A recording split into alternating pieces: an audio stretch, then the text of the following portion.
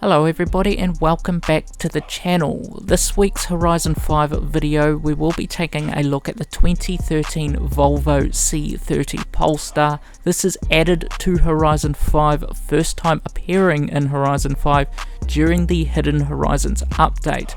Like all cars on the festival playlist, we don't know when they will return or if they return, so to get this car all you need to do is get 20 points on the festival playlist during spring, also known as hot season. So we will be taking it out in Horizon 5, just generally seeing where it stands amongst the other cars added this month and seeing if it's any good. Let's see how this front-wheel drive hot hatch handles in the Horizon Apex. Going into Wilds and Baja later on, this is front-wheel drive, so it will be interesting to find out if it actually keeps traction on the dirt there as well.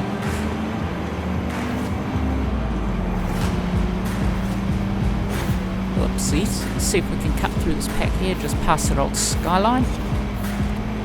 And we should be able to sit in this position for the rest of the race.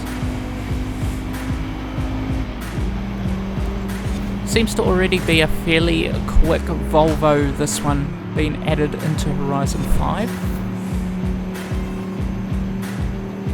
I don't think this has any body kit options available for it as well, which is a little bit of a disappointment, but at the same time it's just normal. They seem to pick and choose what cars get this body kit options available.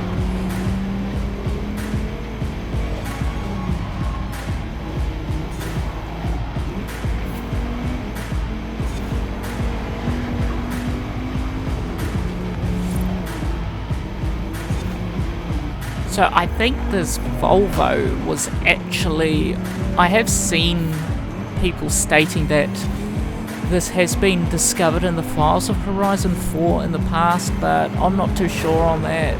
I haven't seen anything myself, so that's just one of the rumours of how old this car is compared to being added to Horizon.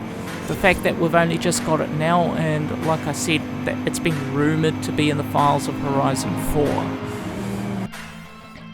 Before we head into Horizon Wilds, let's get it well equipped for some off-road rally racing. So I'll put the tyres on here, the off-road compound, make them wider, just the usual stuff that I normally do to it. So let's take a look at the era and appearance. So we have the Volvo stock front bumper, and at no surprises there isn't really any other options apart from the Horizon 5 front race bumper. Same with the spoiler here, so we can have the Volvo stock wing or the Horizon 5 race wing. So all it does, it doesn't remove the stock one this time, it just seems to add this one there along with it. So let's carry on with the rally upgrades. So next I'm going to put on the off-road suspension, and then we will make our way over to the engine upgrades, and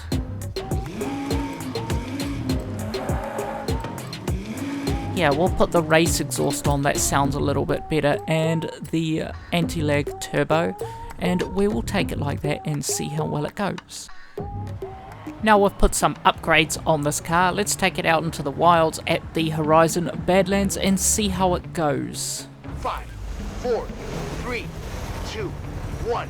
Driving it here, it did seem to have a little bit of problem going around the corners, but then again that's probably because I was trying to go around them at quite a high speed.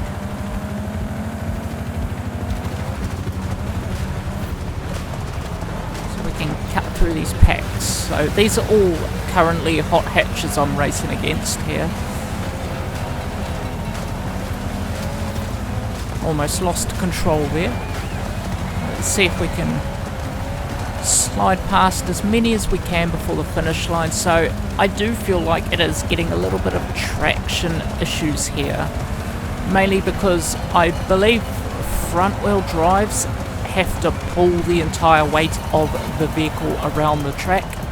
Like, it's just, this seems to be a thing with them. Like, currently I own a car that is a full-time all-wheel drive. I also own a couple that are front-wheel drive, and when it comes to tyres, I seem to find that my all-wheel drive lasts way longer than the front-wheel drive. So front-wheel drives, in my experience, seem to just chew up tyres, and I'm not too sure why that is. But like I said, I think it's mainly because they're the ones doing all the work and pulling the weight of the car. So now we're in first place. Let's see if we can hold this here. I am not going to lie, I do find the back end of this Volvo a little bit ugly, but that's just my opinion on it. But other than that, it's a reasonably okay car. Before we head off into the Horizon Baja, let's get it equipped for some off-roading. So I'm going to put on these off-road tyre compound, then I'm going to increase the track width on the front and the rear. Followed by that, I'm going to then go in and put on a race gearbox, because I just want the better gear shift during the race, and I'm going to go and put on a sport intake. Actually, I might just make all of the engine upgrades sport, just to make it a little bit more competitive. Hopefully that won't affect the front, that it's front wheel drive too much, and I'd still be able to get enough traction in the front wheels to make it competitive as well. So after this, let's go and take it out in a Baja event and see how well it drives. Going into a Horizon Baja now, let's see how well this front wheel drive hot hatch handles cross-country racing.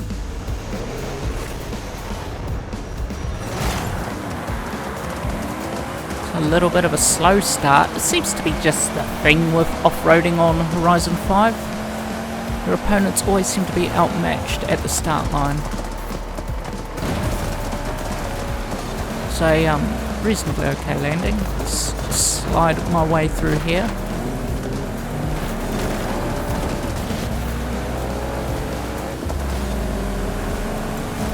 At this point of the race, the Volvo is definitely competitive. Easily just slides into first place. It drives surprisingly well, better. Well, it drives it better than I thought it would be.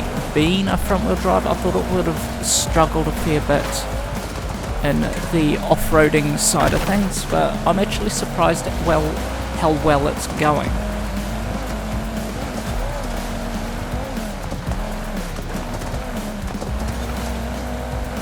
Not very often in the world of FORZA that, especially Horizon, that front wheel drives are unmatched off-road. So yeah, I'd definitely say this makes a fairly decent Baja vehicle, so it definitely isn't the worst car this update, that belongs to another car. I'm not sure if I'm going to actually say what I think is the best car this month or worst car this month, because I don't think it really matters to be saying my opinion about that sort of thing, because each person has their own preference. And with that, that now brings us to the end of this week's Horizon 5 video, where I took a look at the 2013 Volvo C30 Polestar. To me, this is a reasonably well-rounded vehicle added to Horizon 5, and that seems to be the case with the rest of the cars that we had this month. They all seem to be fairly decent at everything I put them through, with the only downside being the Chaser not being too good off-roading. If you are into this sort of thing where I do reviews on cars added to Horizon 5 during the lifespan or remaining life of Horizon 5, feel free to like the video and subscribe to the channel for more Horizon 5 content, and thanks for watching.